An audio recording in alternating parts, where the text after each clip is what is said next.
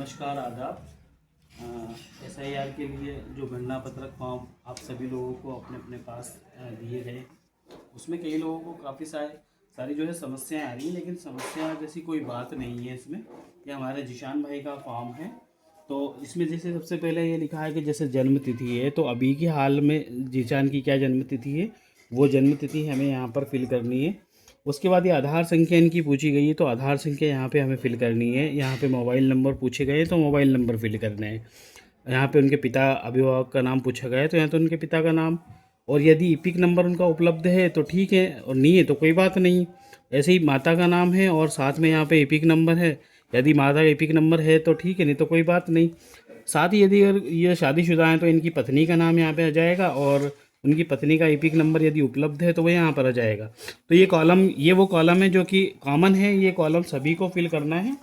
इसके बाद ये वाला जो कॉलम है फॉर्म के लेफ्ट हैंड साइड वाला, ये 2003 की डिटेल इसके अंदर आएगी। यदि आपकी 2003 में आपका जो मतदाता सूची है, पिछला जो SIR सर्वे हुआ था उसके दौरान यदि आपका नाम 2003 की सूची में है, तो आप उसके मुताबिक ये वाला जो है कॉलम फिल करें। इसमें निर्वाचक का नाम, यानी कि अगर आपका नाम है तो निर्वाचक नहीं आपका नाम यहाँ पर आ जाएगा, और उसके साथ साथ ये एपिक नंबर उसी सूची में आपको मिल जाएंगे। साथ में रिश्तेदार के नाम में भी कन्फ्यूज़न होता है, तो ये बता दें आपको कि रिश्तेदार के नाम में जो आपके नाम के साथ पिता का नाम या माता का नाम, जो भी नाम उसमें शामिल हो, तो वो ये नाम इस पर आ जाएगा। साथ में उनका रिश्ता आ जाएगा कि यदि अगर मैं जिशान का फॉर्म भर रहा हूँ तो जिशान के पिता का नाम अगर मैं यहाँ लिख रहा हूँ तो उनसे रिश्ता इनका क्या है, तो इनके पिता हैं तो ये पिता आ जाएगा, और ज़िला कौन से ज़िले में है, और ये राज्य का नाम आ जाएगा, और साथ में ये कौन सी विधानसभा है उस विधानसभा का नाम आ जाएगा। उसी सूची में जो है विधानसभा का क्षेत्र की संख्या भी होगी और साथ में भाग संख्या भी होगी। इसके साथ साथ एक क्रम संख्या है, जिस क्रम पर उनका नाम होगा वो क्रम संख्या यहाँ पर आ जाएगी।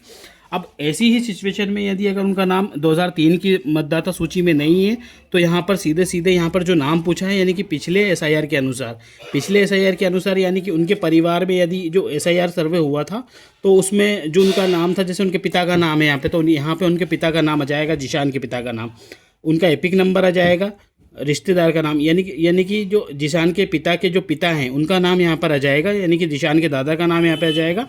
उनका रिश्ता इदरीस भाई से उनका क्या रिश्ता था, तो वो पिता आ जाएगा कि उनके पिता थे। और ज़िला, यहाँ पर जो ज़िला है वो आ जाएगा, राज्य जो है वो राज्य आ जाएगा, और विधानसभा का नाम जो है विधानसभा यहाँ पर आ जाएगी।